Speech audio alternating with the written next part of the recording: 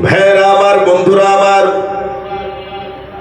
পর্দার আড়ালের মা বোনেরা আমার,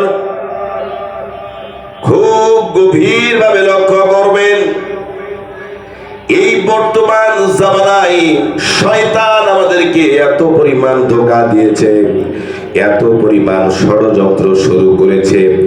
বর্তমানে আমাদের যে অনলাইন যে প্ল্যাটফর্ম রয়েছে, ফেসবুক, ইউটিউব চ্যানেলগুলোর মধ্যে আমরা দেখতে পারি আমাদের দেশের যুবক যুবতীরা স্বামী স্ত্রী একসাথে মিলে কিন্তু তাদের ভিডিওগুলো আপলোড করছে, ব্লগ করছে, ব্লগিং করছে।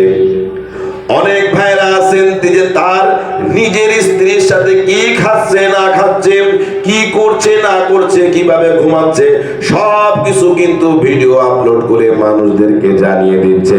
আবার অনেক অবিবাহিত মেয়েরাও নিজেদের সরাসরি এই ফেস ভিডিও সহ কিন্তু মানুষের মাঝে প্রকাশ করে দিচ্ছে। এতে করে সর্বশ্রেণীর মানুষ কিন্তু গুনাহগার হয়ে যাচ্ছে। আমাদের মতন মানুষেরাও কিন্তু গুনাহগার হয়ে যাচ্ছে, আমি হয়ে যাচ্ছি, আপনি হয়ে যাচ্ছেন, গুনাহগার হিসেবে সাব্যস্ত হয়ে যাচ্ছেন। আল্লাহ পাকের কোরআনের খেলাফ কিন্তু আমাদের হয়ে যাচ্ছে। আল্লাহ পাক কোরআনুল কারীমের মধ্যে বলছেন, কুল্লিল মুমিনিনা ইয়াগুদ্দু মিন আবসারিহিম ওয়া ইয়াহফাযু ফুরুজাহুম। নবী আপনি বলে দেন মুমিনদেরকে, ইয়াগুদ্দু মিন আবসারিহিম, তারা যেন তাদের নজরকে হেফাজত করে, তাদের দৃষ্টি যেন অবনত করে এবং তাদের লজ্জা স্থান যেন হেফাজত করে।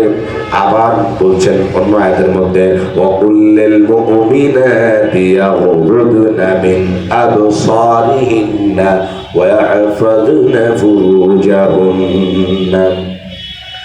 আর নবী আপনি মুমিন নারীদেরকেও জানা দেন, যারা মুমিন নারী আছে তারাও যেন তাদের দৃষ্টিকে হেফাজত করে এবং তাদের লজ্জা স্থান হেফাজত করে। এই আয়াতগুলির মধ্যে আল্লাহ রাব্বুল আলামিন পুরুষ এবং নারী উভয়ের চোখের পর্দাকে আল্লাহ পাক জরুরি করেছেন, ফরজ করেছেন। সুতরাং পুরুষদেরও যেমন দৃষ্টি হেফাজত করা জরুরি, নারীদেরও তেমন দৃষ্টি হেফাজত করা, লজ্জা স্থান হেফাজত করা ফরজ জরুরি। কিন্তু আমরা যদি এই রাস্তাগুলোকে যদি আমরা খুলে রাখি তাহলে কেমন ভাবে হেফাজত করবে? যে ব্যক্তি হেফাজত করতে চায়, যে নারী এবং পুরুষ নিজের চক্ষুকে হেফাজত করতে চায়, কেমন ভাবে সে হেফাজত করবে? আমরা তো মোবাইলের মধ্যে এরকম ভাবে খুলে রেখেছি। এই জন্য আমাদের উচিত হলো মোবাইল ব্যবহার করার সময়, ইউটিউব এবং ফেসবুক ব্যবহার করার সময় আমাদের খুব সংযত থাকতে হবে। যারা প্রথমে আমরা দেখছি তাদেরকে প্রথমে হেফাজত থাকতে হবে, সতর্ক থাকতে হবে যে এই ধরনের ভিডিও যেন, এই ধরনের ছবি যেন আমাদের দৃষ্টিগোচর না হয়। আল্লাহ পাক প্রথমে আমাকে আমল করার তৌফিক দান করুন। আমি আপনাদের কাছে এই দোয়াটা আমি চাই।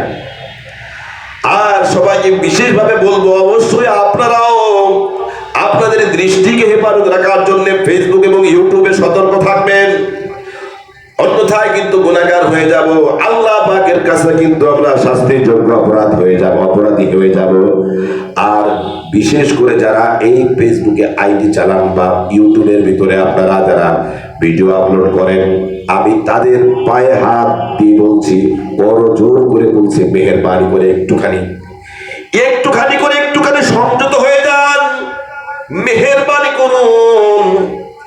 নিজের স্ত্রীকে এভাবে প্রদর্শন করবে না। এটা কি কোনো ঈমান হলো নাকি? আমার স্ত্রীকে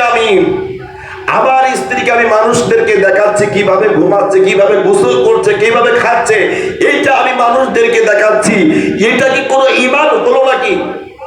অথচ হাদিসের মধ্যে আল্লাহ রাসূল সাল্লাল্লাহু আলাইহি ওয়াসাল্লাম বলেছেন, আল হায়াউ শুরবাতুম মিনাল ঈমান, ওরে লজ্জা হচ্ছে ঈমানের অঙ্গ। আমার স্ত্রীকে মানুষদের সামনে দেখাচ্ছি আমি কিভাবে গোসল করছি, খাচ্ছি, আমার স্ত্রী কিভাবে খাচ্ছে, আমার সন্তানাদি, আমার পরিবার পরিজনদেরকে আমি মানুষদেরকে দেখাচ্ছি। এটা কি লজ্জা হলো? লজ্জা তো ঈমানের অঙ্গ। তো এই লজ্জাই যদি আমাদের না থাকে, আমরা কি মুমিন হলাম? আমরা কি মুমিন, ঈমানদার হতে পারলাম না?